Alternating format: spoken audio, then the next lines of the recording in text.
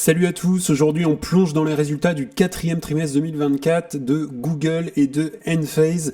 Et donc dans un premier temps, on va regarder les résultats de Google, donc Alphabet, donc le géant de la tech et de l'intelligence artificielle, bien évidemment, on connaît tous. Et puis dans un second temps, on va voir Enphase qui est le leader des solutions solaires et aussi des batteries intelligentes. Donc l'objectif c'est est-ce que ces deux entreprises sont encore des opportunités d'investissement en 2025. On va essayer d'y répondre notamment à travers ces résultats et je te donnerai aussi mon avis. Et on va vraiment tout analyser dans les rapports qu'on a eu, dans les deux rapports, les chiffres clés vraiment, les moteurs de croissance, quels sont aussi les risques. Et puis reste bien jusqu'à la fin parce que je te donnerai mon avis et aussi les prix d'achat sur les deux actions que j'ai déjà en portefeuille. D'ailleurs, tu peux en profiter pour mettre un petit like à la vidéo et t'abonner, ça permet de soutenir la chaîne et je te remercie grandement. Alors si on se plonge déjà dans les premiers résultats, donc le Q4 2024 de Google, donc ils affichent vraiment une croissance impressionnante, j'ai regardé avec 96,5 milliards de revenus, c'est assez incroyable et l'entreprise est vraiment ultra rentable, notamment aussi on a la marge opérationnelle qui progresse assez fortement et on a aussi notamment l'intelligence artificielle et aussi le cloud computing qui ont pas mal aidé à ça. Alors si on compare très rapidement quelques chiffres, au Q4 2023 on était à 86 milliards, au Q4 2024 donc un an après on est à 96,5 milliards, ça fait une variation de plus de 12%. Sur le résultat net, on était à 20 milliards il y a un an, on est passé à 26 milliards au Q4 2024, et là ça fait plus 28%.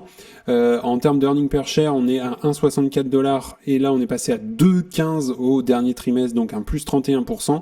Donc là on a vraiment des bonnes performances, et la marge opérationnelle est passée de 27 à 32%, donc là on a plus 5 points. Donc voilà, c'est vraiment une croissance robuste, grâce notamment à son positionnement qui est assez fort dans l'intelligence artificielle, et puis aussi on a la publicité chez Google, faut pas l'oublier.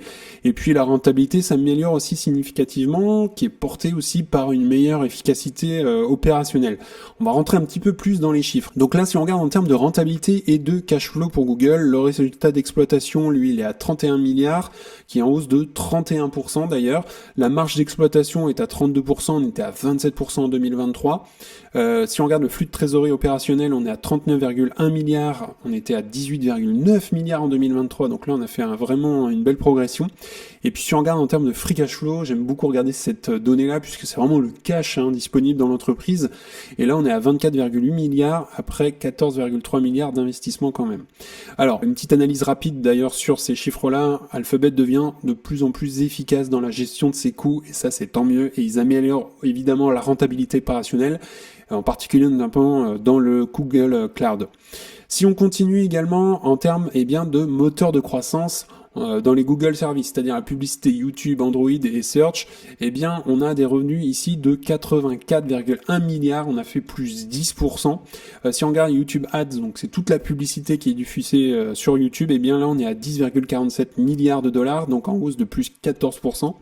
Et si Search, donc c'est le moteur de recherche ultra connu, Google Network, là on est à 54 milliards et là on est en plus 12%, donc là on a vraiment une belle performance. Alors, par contre, la publicité représente quand même plus de 70% des revenus d'Alphabet, je l'ai noté là. Google Search notamment, évidemment le monopole quasi indestructible, et puis on a YouTube qui continue de prendre évidemment des parts de marché dans la publicité vidéo. Et en fait, en plus de la monétisation via notamment YouTube Premium, les abonnements se développent plutôt bien d'ailleurs sur cette partie-là YouTube Premium.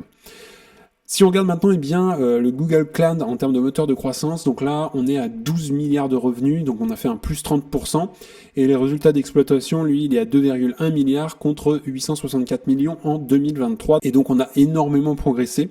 Donc concrètement, c'est ici que ça devient plutôt très intéressant, je l'ai noté, puisque vraiment le cloud était le point faible d'ailleurs de Google, mais ils ont commencé à devenir un vrai moteur de croissance, donc ça c'est vraiment tant mieux.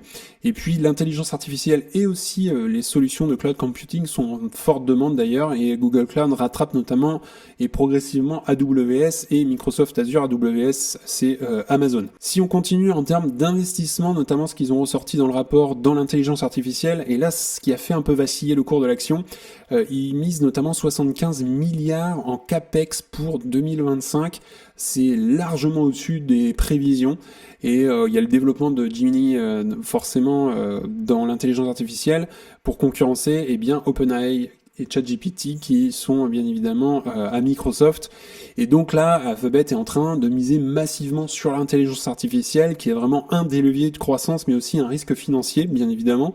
La question c'est, est-ce que ces investissements vont être rentables à long terme? Il va falloir évidemment que ça génère du cash assez rapidement, j'ai envie de dire, à moyen, long terme, ce qu'ils sont en train de faire, puisque c'est assez énorme l'investissement. Mais ça me fait pas peur pour le coup. Alors si on continue en termes de dividendes et de rachat d'actions, on est à 2,4 milliards en termes de dividendes versés, et on a un rachat d'actions massif au Q4 à 15,5 milliards. Donc c'est vraiment assez énorme. Donc si on regarde les perspectives pour 2025, donc là on a des investissements vraiment massifs dans l'intelligence artificielle, puisqu'on l'a vu juste avant, en termes de CAPEX, ils prévoient d'investir 75 milliards pour renforcer bien les infrastructures dans l'intelligence artificielle et le cloud. Deuxième point, c'est l'amélioration continue de la rentabilité. On le voit, il y a une progression dans ça et ça c'est tant mieux. Expansion évidemment des marges avec Google Cloud et aussi l'intelligence artificielle. Et troisième point, c'est la croissance de YouTube et Cloud avec un objectif de 110 milliards de revenus annuels pour le Cloud et YouTube justement. Donc, petite conclusion sur le rapport, le dernier trimestre, le Q4 2024 d'Alphabet. Eh bien, point positif, j'ai noté croissance robuste, l'éclair, plus 12% en termes de revenus, forte hausse de la rentabilité. On a également Google Cloud qui devient un moteur de profit, quand même, plus 30% de croissance.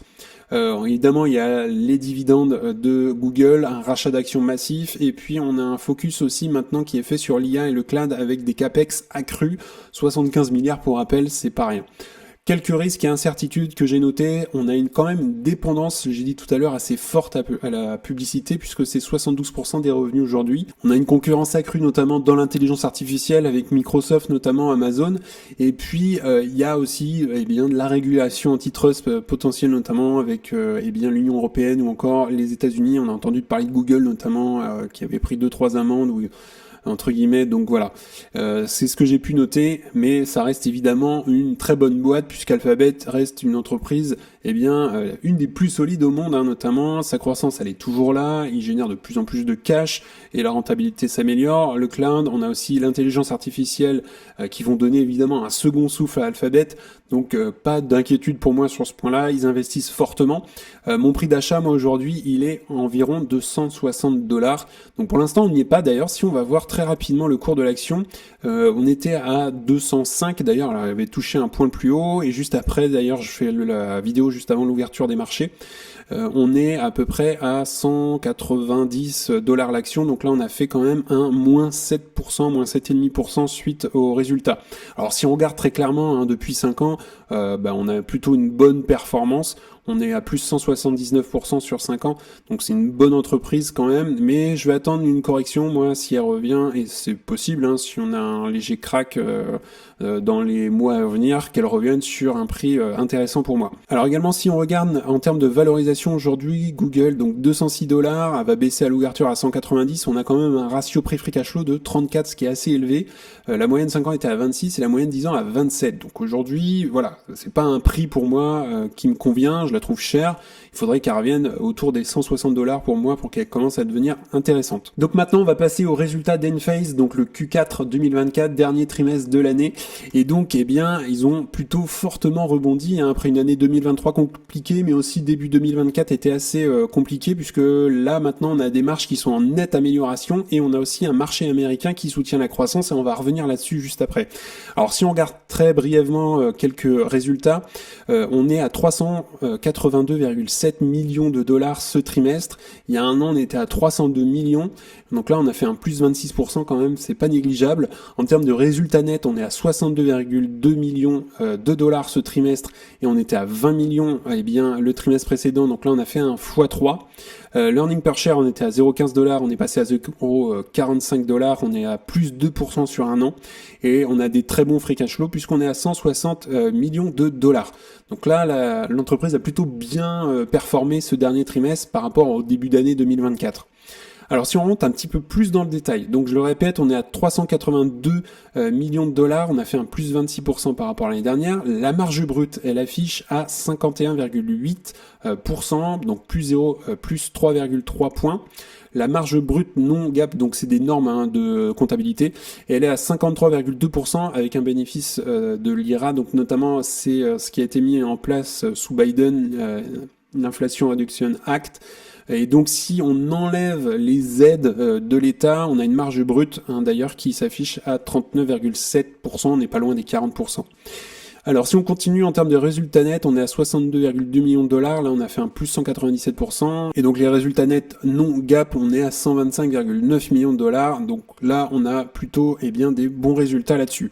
Alors si on doit faire une interprétation très rapide de ces résultats, Enphase a connu plutôt une forte reprise d'ailleurs avec une rentabilité accrue et aussi une amélioration des marges, ça c'est à souligner, notamment soutenu par les aides, donc l'IRA et une meilleure gestion des coûts. Si on continue en termes de rentabilité et de cash flow, donc là on a un flux de trésorerie opérationnel à 167,3 millions de dollars, on était à 35 millions au dernier trimestre de l'année 2023, donc il y a un an. En termes de free cash flow, on est à 159,2 millions de dollars ce trimestre, on était à 15 millions au dernier trimestre 2023, donc là on a fait vraiment une belle progression, il y a de plus en plus de cash, c'est vraiment le cash disponible, le free cash flow pour le coup. En termes de capitaux propres, on est à 1,72 milliard de liquidités disponibles, et en termes de rachat d'actions, on est à 2,88 millions d'actions pour 199,7 millions de dollars, avec un prix d'achat moyen autour des 69, qui je pense est un bon prix d'achat en ce moment pour justement faire du rachat d'actions sur Enphase, donc c'est plutôt pas mal. Donc ils génèrent énormément de cash, et ils adoptent une politique agressive de rachat d'actions. Donc là, c'est plutôt encourageant sur l'aspect rentabilité. Ensuite, si on regarde en termes de secteur géographique, les revenus aux États-Unis plus 6%. Par rapport au Q3 2024, donc ça c'est plutôt bien, notamment grâce à une demande accrue pour les micro-onduleurs. Si on regarde en Europe, pour le coup, c'est là le point noir, et c'est pour ça que j'ai dit tout à l'heure, on allait regarder la croissance, parce que là c'est le point noir, c'est en Europe, c'est moins 25% par rapport au Q3 2024, en raison notamment d'un ralentissement de la demande. Donc si on fait un total pour le Q4 2024, on est à 382,7 millions de dollars, et on en a fait un plus 0,5% par rapport au Q3 2024, donc ça améliore un petit peu. Donc là, l'Europe affiche plutôt une faiblesse notable qui contrebalance quand même avec la croissance et la demande aux États-Unis, donc on a limité la casse, on va dire. Si on rentre un petit peu plus dans le détail de la croissance et des risques, donc j'ai relevé dans ce rapport une hausse des ventes aux États-Unis, 1,69 million de micro-onduleurs livrés quand même, une forte demande sur la partie résidentielle. Par contre, je le répète, mais on a moins 25%, on a une baisse des ventes en Europe, donc il y a moins d'incitation fiscale aussi, puis un ralentissement économique, faut pas le nier. On sort aussi de quelques mois de forte inflation avec des taux d'intérêt qui sont élevés, et ça joue énormément sur Enphase. En termes de facteurs réglementaires, et aussi on a l'IRA, crédit d'impôt américain forcément, donc ça donne plus 13,5% de marge, et puis on a une expansion aussi en Asie, en Amérique latine, donc Vietnam et Colombie. Donc si on fait une analyse très rapide, Enphase profite évidemment des crédits d'impôt, mais on a cette dépendance aux aides gouvernementales qui peut être un risque à long terme, ça dépend comment on peut le voir, mais moi ça m'inquiète pas pour le coup. Donc si on continue, on a eu deux nouveaux produits, notamment le lancement de nouveaux micro-onduleurs, de nouvelles batteries également en Allemagne, en Autriche, en Suisse, qui vont être notamment lancés. Et on a également de nouveaux chargeurs, on a une expansion aussi en Amérique latine, le Panama, Colombie, Costa Rica, et puis on a un partenariat avec Octopus Energy, donc en Angleterre, pour des tarifs d'électricité intelligents. Donc voilà, Enphase mise vraiment sur l'innovation, et ça me plaît pas mal, l'expansion géographique aussi pour compenser justement ce ralentissement qu'on a à court terme en Europe, justement ça reste du court terme. Alors, quelques prévisions notamment pour le premier trimestre 2025, on aura les résultats en avril logiquement. Et donc là, ils attendent des revenus donc de 340 à 380 millions de dollars. Et donc on a également une expansion de la partie batterie. En termes de marge brute, on serait à 46-49%, et en marge brute non GAAP, donc voilà, sans les normes, on serait à 48-51% avec l'IRA et 38-41% sans l'aide de l'État américain. En termes de bénéfices, donc on serait à 36 à 39 millions de dollars, c'est ce qu'ils ont annoncé. Les dépenses d'exploitation, on serait entre 143 à 147 millions de dollars, et en non-GAAP, on serait à 80 à 85 millions de dollars. Donc voilà, l'entreprise prévoit plutôt une légère baisse des revenus, notamment à cause de l'Europe, mais ça reste du court terme, ça m'inquiète pas tellement si on tient à long terme sur cette entreprise. Mais on a aussi une marge brute qui est toujours aussi solide. Donc quelques perspectives Du rachat d'actions, 199 millions de dollars quand même, ils rachètent énormément Enphase. On a un objectif de croissance aussi sur les batteries et chargeurs. Conclusion, qu'est-ce que j'en tire eh bien de ce rapport, ce dernier rapport de l'année 2024? Point positif, une amélioration des marges et aussi un retour à la forte rentabilité. On a une croissance des revenus aux États-Unis qui compense justement eh bien cette baisse européenne. On a des flux de trésorerie qui sont vraiment élevés, 159 millions de dollars, et aussi un rachat d'actions agressif. Une expansion aussi de nouveaux produits et de marchés comme on a l'Asie du Sud-Est, l'Amérique latine, et ça c'est tant mieux. On a aussi eh bien, des avantages fiscaux avec l'Inflation Reduction Act aux États-Unis qui permet d'aider justement eh bien, la consommation des produits de Enphase. Alors quelques risques et incertitudes que j'ai notés, puisqu'il faut quand même les noter.